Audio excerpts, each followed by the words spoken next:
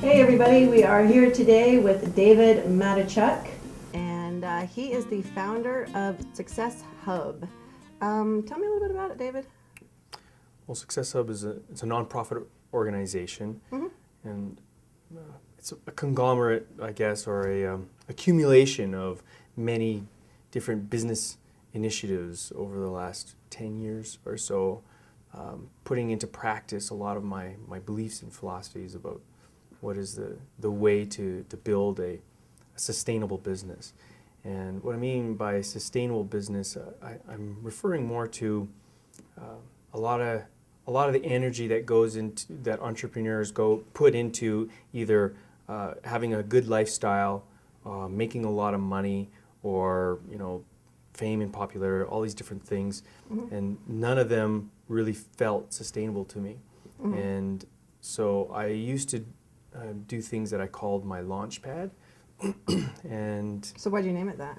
Launchpad. Launchpad, Uh-huh. because then what I come to think that I had a number of businesses that were successful, some businesses that failed, and the ones that were successful weren't sustainable. The ones that failed obviously weren't sustainable.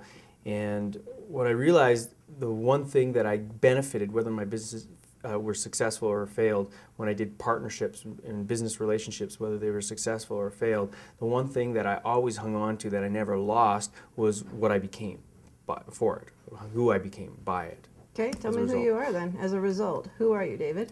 Well, I guess I've become a person who has the capacity to do exceptional things.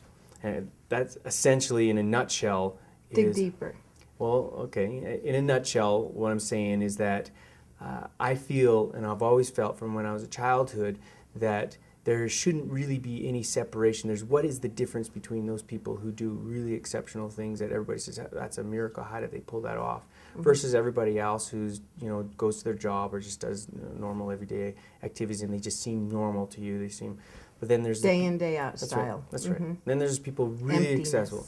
So somebody walks in a room and you can just feel the energy that this person is something exceptional with this person. Yet, they got they got hair, they got flesh and blood like the rest of them. They got two eyes. We're all real. I mean, we're all the same. Yeah. Some of us just happen to apply our greatness a little bit better than others. Yeah. Well, for me, from when I was quite young, I come to believe that there had to be something in their, either what they thought or what they believed or what they were taught, something they learned. And I spent most of my life, from even in grade school, really trying to figure that out. I mean, it started in my own family. Well, when did you start to question yourself? I mean, if you started in grade school going, wow, gee, who am I? I mean, there had to have been a trigger for you, because most people don't even get to that point until, I mean, they're out of high school and they look back. Yeah. So what was the trigger for you to start that young questioning yourself? Sixth boy, and my whole family were entrepreneurs, and so being the sixth boy, I was so much younger than the rest of my brothers. Always wanted to be a part of the group, but never could quite fit in, and was always left behind. So how did that make you feel then, and how did those feelings drive you to where you're at today? Well, I didn't pick up at the time that it made sense. It didn't seem, it felt to me at the time there was something wrong with me.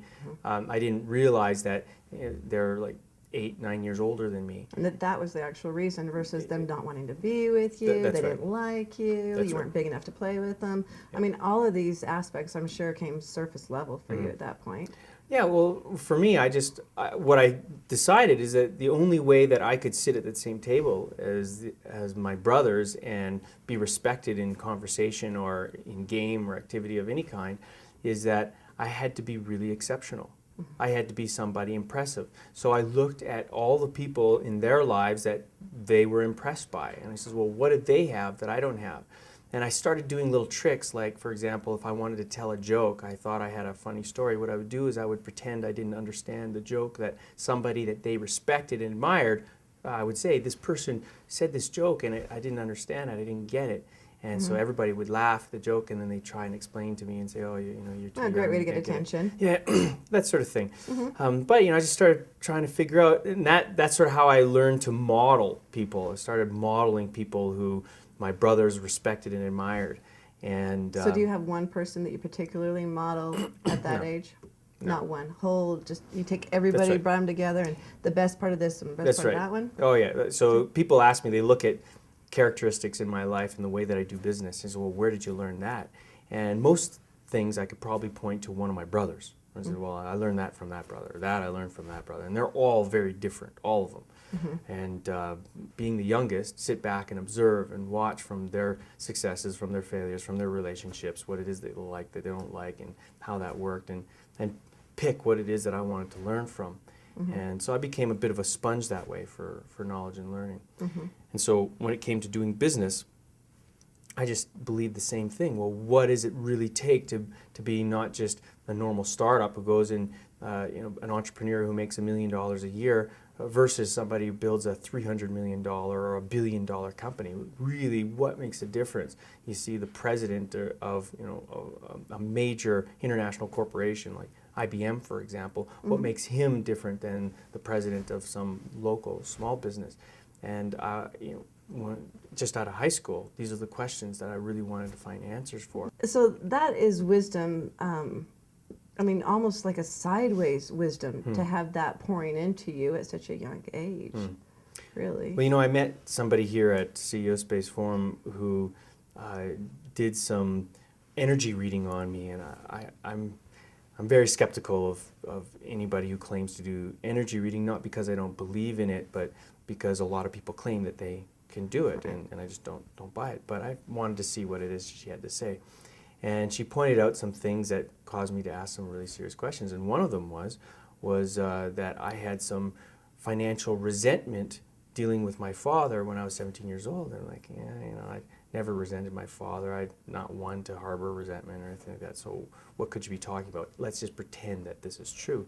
And I got to thinking, I was like, I do recall that by the time I graduated, I realized, I do recall a time where it clicked into me that all my brothers, as they were growing up, going through school, my dad had money and would buy them the nice Trans Am, the Mustang, or nice vehicles, and they had nice clothes. And after they graduated from high school, they went to university, took whatever courses that they wanted.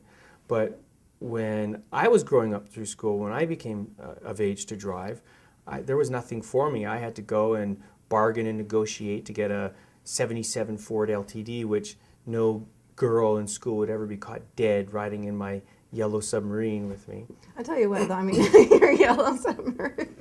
Yep. Nice color choice, David. It was the best I could do. Right. Yeah, I could totally see. At 17, having your own cool car, that's important. But then, even after that, when it came time to go to university, there was no money for me to go to university. So I asked my dad if I could get some money to go to university. And he said, "Well, I put your brothers through university so that they could pay for your way to go through university." Oh, thanks, Dad. Yeah. And my brothers now, they've graduated from university, and all of Dad's money went into their business because they were entrepreneurs. So they all started businesses, and so he put all the money. So really, at that age, I was starting to realize very quickly, well, sure, it makes sense. I can't blame anybody. I didn't feel resentful towards my dad. It's like, all right, it makes sense. You do the best with what you got at the time you got it.